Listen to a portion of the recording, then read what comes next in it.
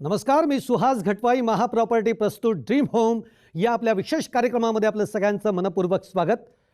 आजच्या ड्रीम होममध्ये आपण अतिशय महत्त्वाच्या विषयावर बोलणार आहोत आणि ते म्हणजे महामुंबई, संधी घरांची आणि संधी स्वयंरोजगाराची. आणि या विषयावर बोलण्यासाठी आज आपल्याबरोबर दोन मान्यवर आहेत. त्यातले एक आहेत पंडित राठोड सर आणि दुसरे आहेत स्टीवन सिंग. नमस्कार. नमस्कार. आपण विषयाला सुरुवात करण्याच्या आधी दोन्ही मान्यवरांचा थोडक्यामध्ये परिचय करून घेऊ. पंडित राठोड सर जे आहेत त्यांना कॉर्पोरेट क्षेत्रामध्ये PR म्हणून त्यांची ओळख आहे. गेली 12 वर्ष ते रिअल इस्टेट क्षेत्रामध्ये कार्यरत आहेत. त्याचबरोबर खास करून जमीन, प्लॉट आणि कायदेशीर बारकावे, शासकीय नियमांचा त्यांचा सखोल अभ्यास आहे. महाराष्ट्राचे मुख्यमंत्री देवेंद्र फडणवीस यांच्या हस्ते त्यांना नुकताच land banker of the year हा पुरस्कार देऊन सन्मानितही करण्यात आला आहे. असे अनेक पुरस्कार देऊन त्यांचा सन्मान करण्यात आलेला आहे. त्याचबरोबर अनेक सामाजिक कार्यांमध्ये सुद्धा पंडित राठोड सर यांचा कायमच सक्रिय सहभाग राहिलेला आहे. शासनाच्या स्टार्टअप इंडिया, स्किल इंडिया या योजनांमुळे देखील त्यांनी त्याच्यामध्ये काम केलेलं आहे. आणि त्याचबरोबर रिअल इस्टेट क्षेत्र नाही तर अगदी फिल्म असू देत किंवा फॅशन असू देत, अशा वेगळ्याच क्षेत्रामध्ये सुद्धा पंडित राठोड सर यांनी एक वेगळा ठसाही आपला उमटवलेला आहे. त्याचबरोबर आपले दुसरे जे पाहुणे आहेत स्टीवन सिंग सर, यांचा मी थोडक्यामध्ये परिचय करून देतो. ते youth acumen development India private limited याचे व्यवस्थापकीय संचालक आहेत. महाराष्ट्रामध्ये स्वयंरोजगार निर्माण करणं आणि त्यासाठीचा निधी उपलब्ध करून देणं हे खरं तर या संस्थेचं मूळ उद्दिष्ट आहे. महाराष्ट्राचे मुख्यमंत्री देवेंद्र फडणवीस यांचं स्वप्न साकार करण्यासाठी ही संस्था जी आहे ही अविरत काम करते. त्याचबरोबर मुख्यमंत्री देवेंद्र फडणवीस यांनी महाराष्ट्रामध्ये जी 1000 गावं दत्तक घेतलेली आहेत, या गावांना फायनान्स करणं आणि तिथंसुद्धा स्वयंरोजगार निर्माण करणं, खरं तर हे सुद्धा फार महत्त्वाचं काम ही संस्था करते. पुन्हा एकदा मी दोन्ही मान्यवरांचं मनपूर्वक स्वागत करतो. आणि स्टीवन सिंग सर, मी पहिल्यांदाच तुमच्याकडे येतो कारण फार महत्त्वाचा विषय आहे रोजगार आणि स्वयंरोजगार. खरं तर आपण बघितलं तर मुंबई हा जर विषय घेतला तर आता मुंबईमध्ये अनेक डेव्हलपमेंट्स झालेले आहेत. मुंबईमध्ये आता खरं तर घर घेणं हे सुद्धा खूप कठीण झालं आहे. पण त्याच्यानंतर जर आपण बघितलं तर महामुंबई ज्याला आपण म्हणतो, जी नवी मुंबई, उरण या सगळ्या भागामध्ये आता जी महामुंबईची डेव्हलपमेंट होती आणि अतिशय मोठ्या प्रमाणावर ही सगळी डेव्हलपमेंट होती. आणि सगळ्यात महत्त्वाचं म्हणजे महाप्रॉपर्टीज जी आहे तिथं एक नगरी उभारती आहे. अशा वेळी मला वाटतं की एवढ्या मोठ्या प्रमाणामध्ये जेव्हा डेव्हलपमेंट चालू आहेत तेव्हा निश्चितच तिथं रोजगाराच्या संधी या उपलब्ध होत असणार आहेत किंवा होणार आहेत. तेव्हा यूथ डेव्हलपमेंट इंडियाच्या माध्यमातून तुम्ही या सगळ्याकडे कसं बघता आहात? सुहासजी, तुम्ही अगं बघितलं ना, 1970 मला वाटतं सिडकोची स्थापना झाली होती. आणि जेव्हा नवी मुंबई हे चालू पण नव्हतं झालं किंवा त्यांचं डेव्हलपमेंट नव्हती झाली, तेव्हा व्हॉट वॉज इट, माशी लँड. आज जे आपण तिकडं बघतोय ते तसंच आहे. पण जेव्हा हे डाऊन द लाईन 25-30 वर्षानंतर जेव्हा आपण नवी मुंबई बघतोय, आज असा कोणताही ब्रँड नाही किंवा असे कोणतेही ऑप्शन्स नाही जे नवी मुंबईत उपलब्ध नाही. बरोबर. तर यादी ह्या प्लॅटफॉर्मने काय होणार आहे की पुढच्या काळात जे तिकडं मॅक्सिमम ब्रँड्स, म्हणजे तुम्ही काही बघा, आता हॉटेल ब्रांच फ्रँचायझी करताय, होल 5 स्टार हॉटेल्स. बरोबर. तुम्ही छोटे तुम्ही आता आमच्यासोबत जसे AT ऑइल आहे, त्यांचे लुब्रिकंट खूप मोठी याच्यात त्यांचं काम चालू आहे. मग तुम्ही हे बचपनचं बघा, तुम्ही INFDचं बघा, हे सगळे आपले सगळ्यात जुडलेले, यादीसंगती जुडलेले. तर येणाऱ्या काळात फक्त कंपनीज नाही पण नोकरी हा पण किती उपलब्ध करून देणार आहे. जोपर्यंत बिझनेस वाढणार नाही तोपर्यंत नोकरी कुठून आणणार? बरोबर. तर जसं वेगाने आपलं इन्फ्रास्ट्रक्चर वाढतोय तसं चांगली पद्धतीने बिझनेस करण्याची स्टाईल पण वाढती आणि चेंज होत राहिली. बरोबर. आणि मग काय की जेवढे एंटरप्रेनर बनणार तेवढेच रोजगार संधी निर्माण होणार. आणि जे तुम्ही 25 वर्षापूर्वी इकडं बघितलं काय नव्हतं, आणि 25 वर्षानंतर तुम्ही जेव्हा नवी मुंबई साऊथला बघणार आहे, that will be a change. Different, all together different change. म्हणजे तुम्हाला स्वतःला विश्वास नाही होणार की आपण 25 वर्षापूर्वी काय बोललेलो आणि आज काय आहे तिकडे. सर, तुम्ही अतिशय महत्त्वाचा मुद्दा मांडलेला आहे की आपण जेव्हा खरंच 25 वर्षानंतरचा विचार जेव्हा करू तेव्हा ही जी महामुंबई आहे, जो सगळा नवी मुंबई आणि उरण वगैरे हा जो सगळा परिसर आहे, हा अगदी ट्रिमेंडस चेंज झालेला असणार आहे. पंडित राठोड सर, नेमका हाच धागा पकडून मी तुमच्याकडे आता येतो. यांनी रोजगाराच्या संध्यांचं विश्लेषण तर केलेलं आहे. जेवढे तिथे एंटरप्रेन्युअर्स येणार आहेत तेवढे रोजगार उपलब्ध होणार आहेत. आता जेवढे रोजगार उपलब्ध होणार आहेत तेवढी माणसं तिथं येणार आहेत आणि ती माणसं जेव्हा मी रोजगारासाठी तिथं येतोय तेव्हा पहिला माझा प्रायोरिटीचा प्रश्न असा असेल की त्या भागामध्ये जर मला राहण्यासाठी माझं घर घेता आलं किंवा मला राहता आलं तर तो माझ्या दृष्टीने प्रायोरिटीचा विषय राहणार आहे. म्हणजेच थोडक्यात आम्हाला त्या ठिकाणी राहण्याची जी आमची जी स्वप्न असणार आहे त्याच्याकडे तुम्ही कसं बघता आणि त्यासाठी नेमके महाप्रॉपर्टीज किंवा महालँड काय प्रयत्न करता? महामुंबई खरोखरच खूप सुंदर शब्द आहे या एरियासाठी. या एरियाचा जो विकास होतो आहे, डेव्हलपमेंट ज्या पद्धतीनं होते आहे, म्हणजे आपण नेहमी बोलतच आलेलो आहे. आपण आत्तापर्यंत बोलत होतो की एअरपोर्टची कामं कधी होणार, सिलिंगची कामं कधी होणार, कोस्टल हायवेची कामं कधी होणार किंवा इन्फ्रास्ट्रक्चर डेव्हलपमेंट कधी होणार. पण प्रत्यक्ष सुभाषजी, आपण जर साईट व्हिजिटला या भागामध्ये गेलो तर सगळी कामं सुरू झालेली आहेत. आज आपण जर एअरपोर्ट भागामध्ये गेलो तर एअरपोर्ट रनवेची कामं एवढ्या प्रचंड प्रमाणात सुरू आहेत. खारकोपरचं आता खारकोपर उरण आता तर लोकल पण सुरू झाले. जे आपण सीवूड टू उरण लोकल म्हणत होतो ते लोकलचे 4 स्टेशन सुरू पण झाले. बरोबर. मग ही जी इन्फ्रास्ट्रक्चर डेव्हलपमेंट एवढ्या मोठ्या प्रमाणात होती आहे किंवा इथे चालू आहे, तर इथे या निमित्ताने मोठ्या प्रमाणामध्ये रोजगाराच्या संधी उपलब्ध होतात आहे. म्हणजे येणाऱ्या 2-4-5 वर्षानंतरच्या काळामध्ये इथे लाखोच्या संख्येने रोजगार उपलब्ध होऊन जाईल. आणि रोजगार उपलब्ध झाला, एअरपोर्ट आलेला आहे, MTHNLची कामं सुरू झालेली आहेत, रस्त्याची मोठी कामं इथं रुंदीकरणाची कामं चालू आहेत. मग रस्त्याच्या आजूबाजूला ज्या काही डेव्हलपमेंट होतील, मग त्यात हॉस्पिटल्स असोत, एज्युकेशन कॅम्पस असोत किंवा साधा अगदी आपण ऑटोमोबाईलचा एखादा छोटा मोठा व्यवसाय असो म्हणू किंवा एखादा किराणामालाचं दुकानचं म्हणू किंवा पेट्रोल पंप हे म्हणू, मग हे डेव्हलप करण्यासाठी जे व्यावसायिक इकडे येतील, म्हणजे ज्याला आपण स्वरोजगार सब्जेक्ट म्हणतो, जो या भागाकडे बघेल किंवा प्रत्यक्ष आता तर बघू लागलेला आहे. आताची जी माझी मागच्या 2-4 वर्षाची जी प्रॅक्टिस आहे, तर मोठ्या प्रमाणात हीच लोक आमच्याकडे येतात आहे की बाबा आम्हाला या रस्त्याला लागून, आम्हाला एअरपोर्टला लागून, आम्हाला सी व्ह्यू मिळेल असे प्लॉट द्या, आम्हाला आमचं गॅरेज टाकायचं आहे, आम्हाला आमचं वर्कशॉप उभं करायचं आहे, आम्हाला आमचं एज्युकेशन कॅम्पस टाकायचं आहे. म्हणजे एवढ्या मोठ्या प्रमाणात इथे इन्फ्रास्ट्रक्चर डेव्हलपमेंट येणार आहे. आणि यादीसारखी संस्था माननीय मुख्यमंत्री महोदयांचं स्वप्न पूर्ण करण्यासाठी ज्या पद्धतीने कार्यरत आहे, म्हणजे मुख्यमंत्री साहेबांचं जे स्वप्न आहे की स्वरोजगार जास्तीत जास्त वाढवायचे. मग स्वरोजगार जर वाढवायचा असेल तर स्वरोजगारासाठी येणारा प्रत्येक माणूस हा शहराकडे येईल. बरोबर. आणि मुंबईची जर एकंदरीत डेव्हलपमेंट जर बघितली तर ही ह्या भागातच चालू आहे. म्हणून ही स्मार्ट सिटी, अगदी नवी मुंबई स्मार्ट सिटी म्हणून ह्याला माननीय मुख्यमंत्री महोदयांनी नावही दिलेलं आहे. म्हणजे इथे स्वरोजगाराच्या निमित्ताने मोठ्या प्रमाणात उपलब्ध संधी होतात आहे.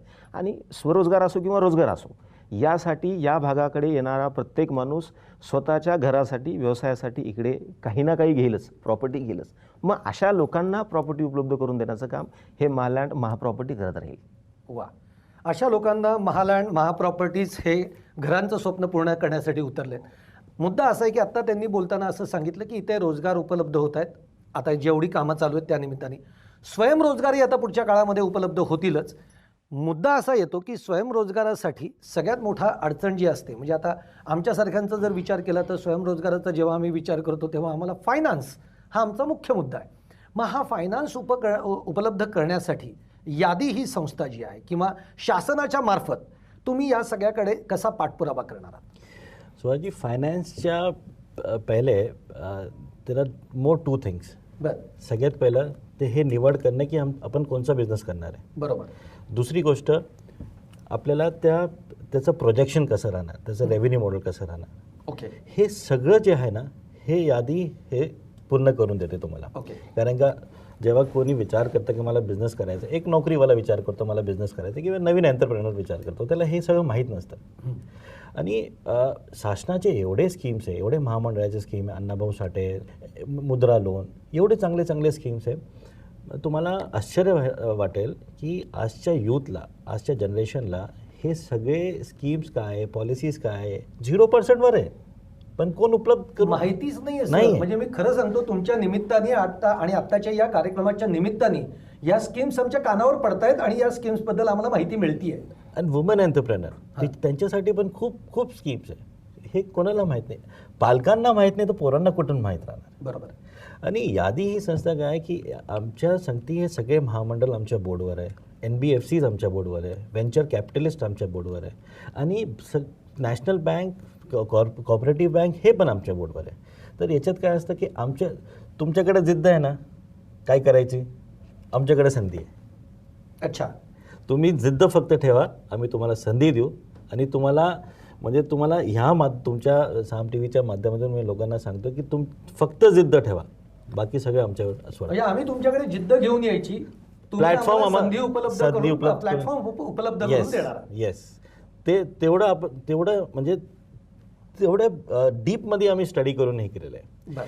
म्हणजे आज बिझनेस करण्यासाठी समजा मला काय चालू करायचं आहे तर काय करावं लागेल, मग तिकडे सर्वे करावा लागेल, तिकडे जाऊन मला माझं सगळं इन्फ्रास्ट्रक्चर उभं करावं लागेल, मला लोकं ठेवावं लागेल. हे सगळं हे जे प्रोसेस आहे ना ते यादी कट करून टाकते आणि स्वतः करून तुम्हाला देते. वा, म्हणजे तुम्ही खूपच काम हलकं करताय, उलट त्यांना Yes. बिझनेसमध्ये 30 ते 40% मदतच करता. म्हणजे एक एंटरप्रेनरला कसं असतं की आमचं हा म्हणणं आहे की तू काम कर फक्त, बाकी आमच्यावर सोड, वी विल गाईड यू. कारण हा सर्व्हिस खूप महत्वाचा आहे. येस. तुमची दुकान कुठं चालणार आहे, तुमचं समजा केकचं दुकान आहे, वडापावचं दुकान आहे, कसलं कुठं चालणार आहे, तिकडं कॉम्पिटिटर्स केवढे आहे आजूबाजूला, तिकडचं सर्वे, तिकडचं मार्केट स्ट्रेंथ काय, रेव्हेन्यू स्ट्रेंथ काय, ते आपल्याला कसं वाटतं हां हेच कमी भाड्याने भेटतं इकडे घ्या. बट आपण त्याचं प्रॉपर सर्वे केला तर प्रॉपर आपल्याला कळलं की बाबा 3 वर्षात, 2 वर्षात, 6 महिन्यात आपण कुठं राहणार, कुठं उभं राहू शकतो. म्हणजे आपल्याकडे जे बिझनेस मॉड्यूल्स जे आहे ना they are all protected and they are all safe guard. असं नाही की आज आमच्याकडनं एक कोणी फ्रँचायझी घेतली किंवा कोणतेही बिझनेसवाला फ्रँचायझी द्यायची आहे तर we have all foolproof scientific formulas how to go ahead with it. Sir, तुम्ही आम्हाला स्वयंरोजगाराबद्दल आणि त्याचं सगळ्यात महत्त्वाचं म्हणजे की एखादा बिझनेस करायचा तर त्याचा सर्वे करण्यापासूनचं जे तुम्ही आम्हाला सगळं मॉडेल्स सांगतात हे खूप महत्त्वाचं आहे. आणि मला आता याच्याही पुढे तुम्हाला खूप महत्त्वाचा प्रश्न विचारायचा आहे, पण इथे एक आपण छोटासा ब्रेक घेऊयात. पण ब्रेकवर जाण्यापूर्वी आपल्या स्क्रीनवर महालँडचे जे नंबर आहेत ते तुम्ही नोट डाऊन करू शकता. म्हणजेच तुम्हाला जर का महामुंबईमध्ये किंवा नवी मुंबईमध्ये जिथेही सगळी डेव्हलपमेंट होती आहे तिथं जर तुमच्या घराचं स्वप्न तुम्हाला साकार करायचं असेल तर तुम्ही महालँडला संपर्क करू शकता. त्याचबरोबर आता जसं आपल्याला स्टीवन सरांनी सांगितलेलं आहे की स्वयंरोजगारासाठी तुम्हाला निश्चित कुठल्या ना कुठल्या तरी स्वरूपामध्ये शासनाच्या जेवढ्या स्कीम्स आहेत या स्कीम्समध्ये बसून तुम्हाला फायनान्स उपलब्ध करून दिला जाऊ शकतो. त्यासाठी यादी ही जी संस्था आहे त्याचेही नंबर आपल्या स्क्रीनवर फ्लॅश होत आहेत, तेही तुम्ही लिहून घेऊ शकता आणि त्यांच्याशी संपर्क करू शकता.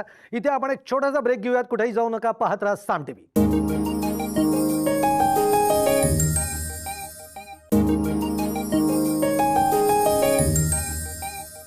ब्रेक नंतर आपलं स्वागत आहे.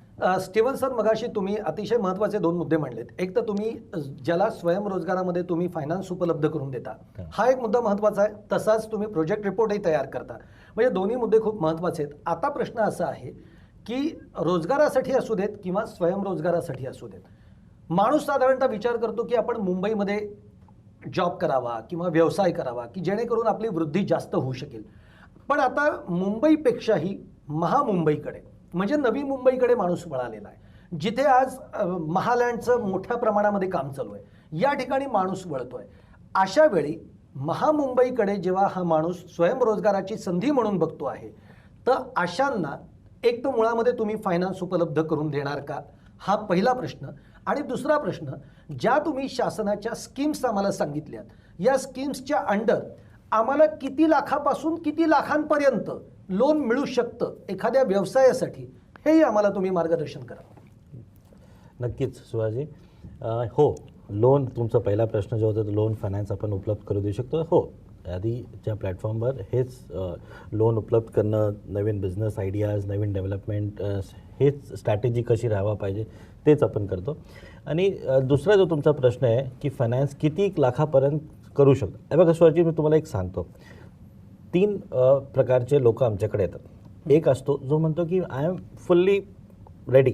तुम्ही तर मला फक्त बिझनेस सांगा, मॉड्यूल सांगा, मी सेल्फ फंडिंग करेल.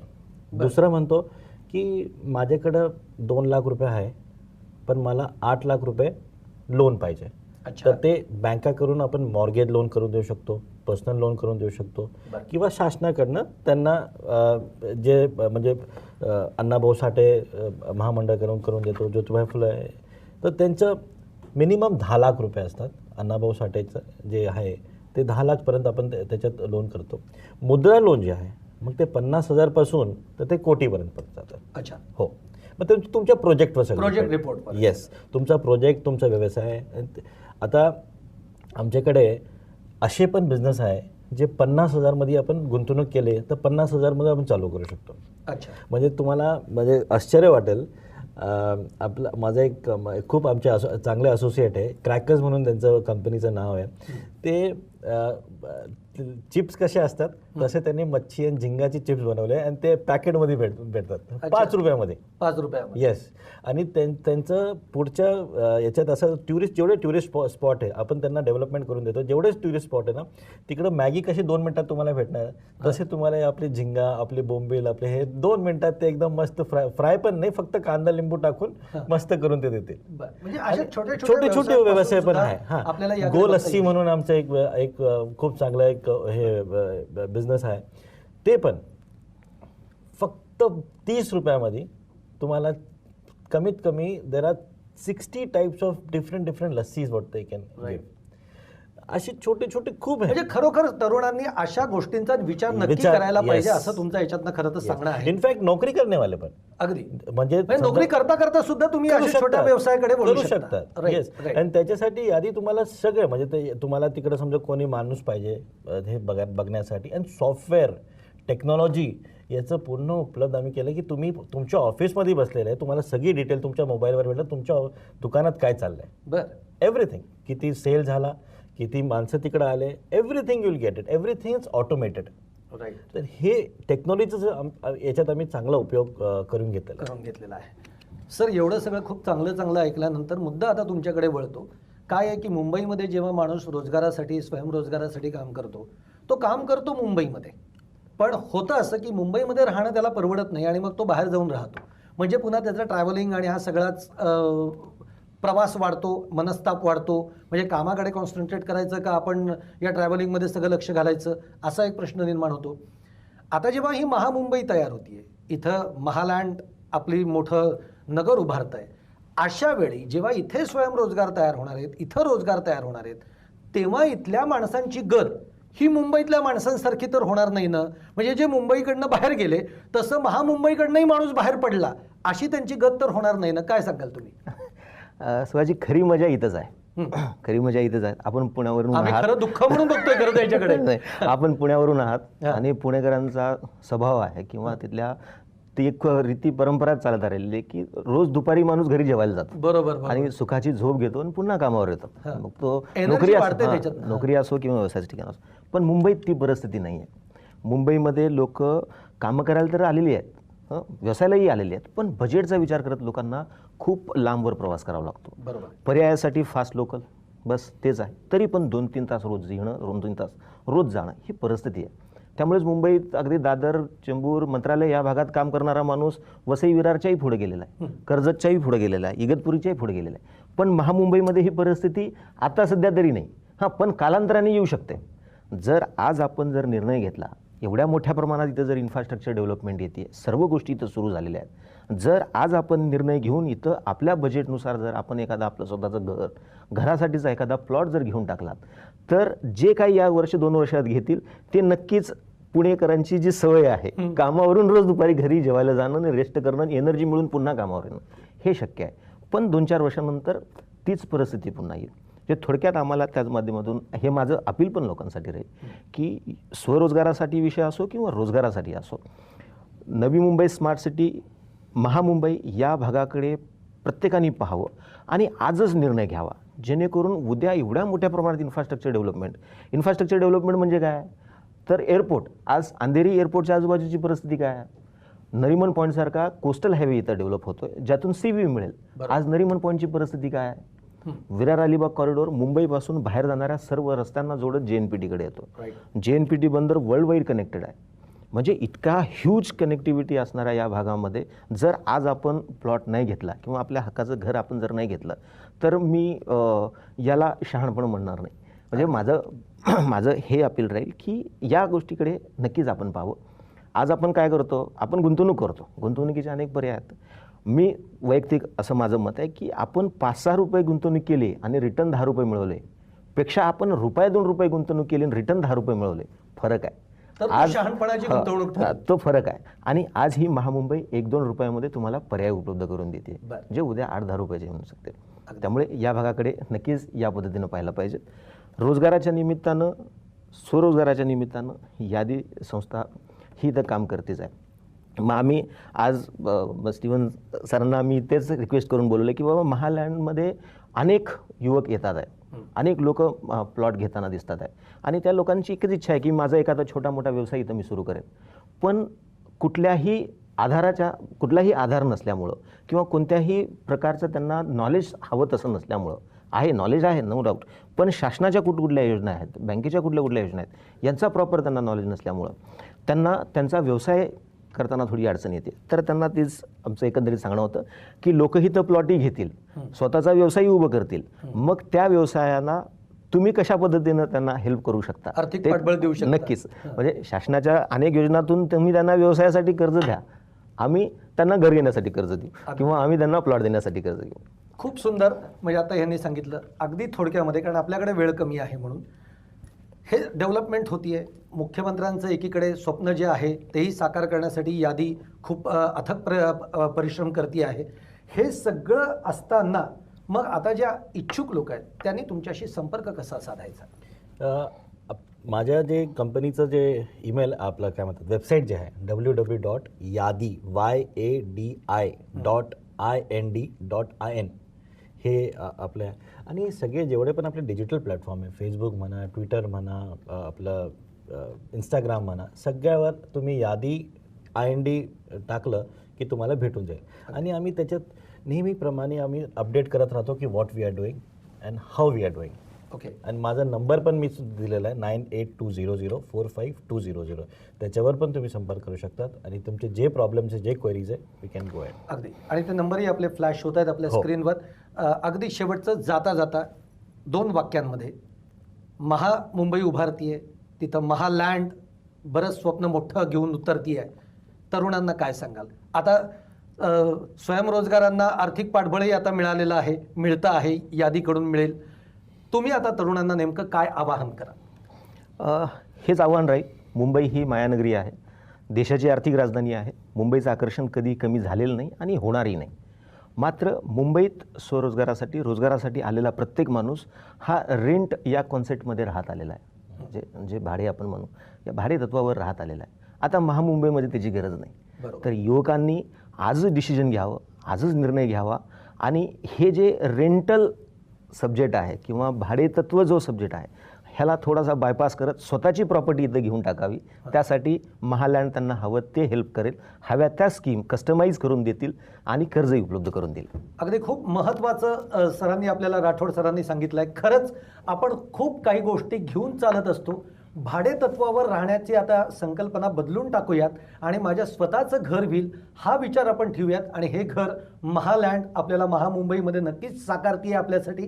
त्याचबरोबर यादीसारखी संस्थासुद्धा आहे की जिथे आपल्याला रोजगार किंवा स्वयंरोजगाराच्या संधीसुद्धा उपलब्ध करून देते. सर, तुम्ही दोघंही आज इथे आलात आणि आमच्याशी एवढं छान आम्हाला मार्गदर्शन केलं, त्याबद्दल धन्यवाद. ड्रीम होम या आपल्या कार्यक्रमामध्ये आपण इथंच थांबतोय. बघत राहा साम TV.